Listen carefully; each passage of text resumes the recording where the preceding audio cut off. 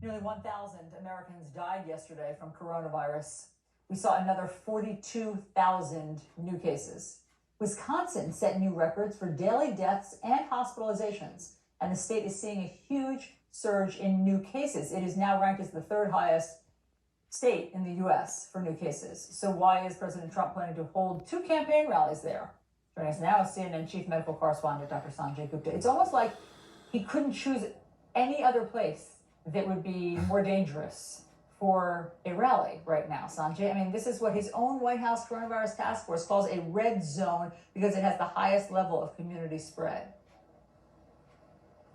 A super red zone, because this actually really exceeds the criteria even to qualify for a red zone. You know, it's interesting. You have Wisconsin. You're seeing evidence of exponential growth over there. We're seeing evidence now that opening colleges in some of these cities in Wisconsin is definitely, seems to be linked to community spread. I mean, everyone's sort of back and forth in this. How much of an impact is it going to have? People wait a few days or a couple weeks and say it doesn't look like it's much impact.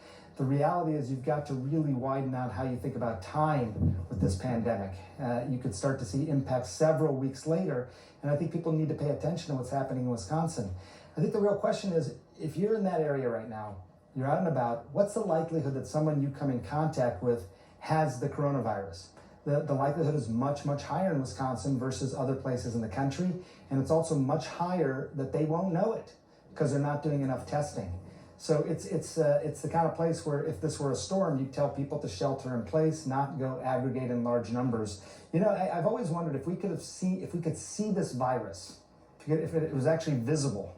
You saw it was tethered by these 6-foot strings coming out of your nose and your mouth, people would keep their distance. People would see a lot of people are carrying the virus, time to stay indoors for a while. Unfortunately, we can't see it, so you have to rely on the data to say that that's a bad idea to have a rally right now in Wisconsin. Look, and the data is just so crystal clear. We saw that hospitalization chart, which is just the data that can't be interpreted any other way than this is getting significantly worse. There are a lot of sick people who need care. You can see the steep increase in Wisconsin right now.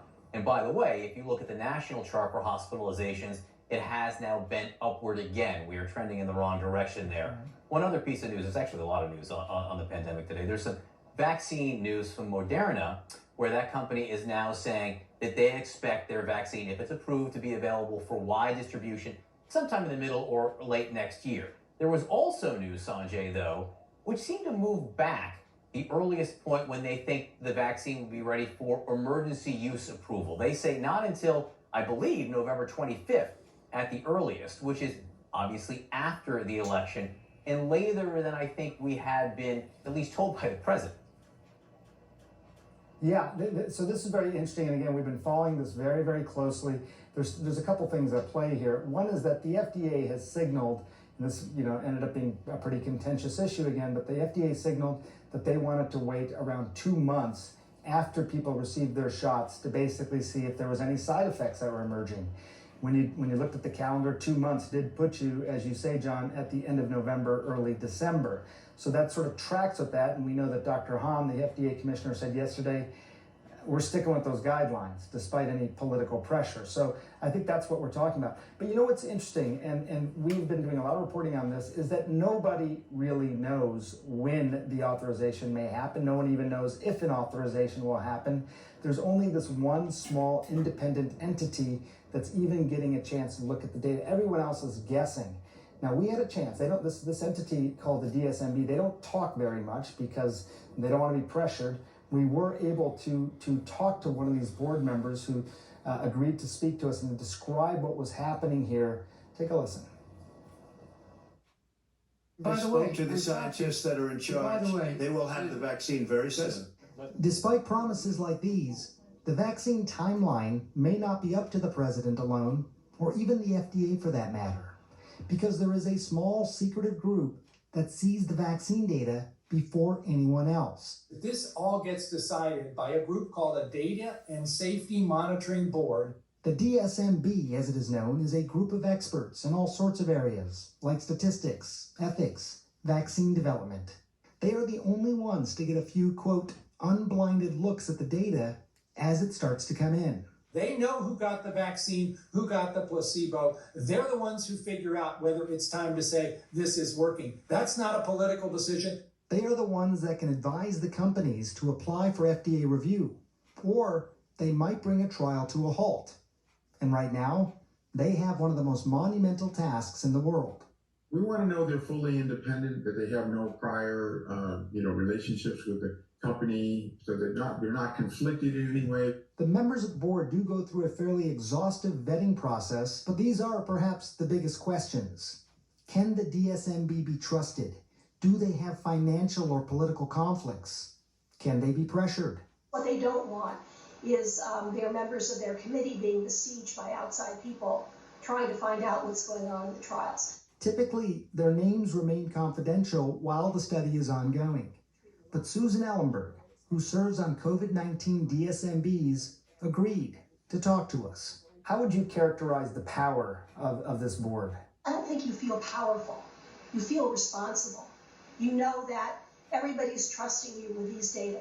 When you're looking at data, I think there's always a perception, certainly among lay people, that it's totally objective. Is it really that objective? Of course, there's some degree of subjectivity. It's a judgment call. And that's the way these committees work. I don't see any reason why it should be delayed further. The FDA basically said that it's very reasonable to wait and observe for 2 months before authorizing anything. The president has said, they may not approve those guidelines. So what happens then? What's the role of the DSMB in a situation like this? We've certainly never been in a situation where the national leadership has seemed to be so directly involved in these kinds of processes. What will happen? I don't know. It was a DSMB that made the call to pause the AstraZeneca trial when a previously healthy 37-year-old woman developed a neurological condition in the UK, and it was a critical decision. Even an adverse event that happens as infrequently as 1 in 10,000 people or 1 in 20,000 people, that would be a lot of people who would have a serious adverse event. The country's top doctors assure they won't be cutting any corners on safety. But for now, it's in the hands of Ellenberg and other members of the DSMBs to make sure that's the case. I think we're in uncharted territory here. This is, who knows what the administration is going to do. So a totally unprecedented situation, to put it lightly. But again, keep in mind that this board, the DSMB, they're the only ones who unblind some of this data. The people who are getting the vaccine or placebo, they don't know which they got. The companies which are administering these through their researchers, they don't know either. So there's a lot of pressure on the DSMB, and I wanted to give you a little bit of a look at how that process is going to unfold. Sanjay, this is really helpful about the way things should work. Emphasis on should. Let's hope. Appreciate it. So a laptop and USB drives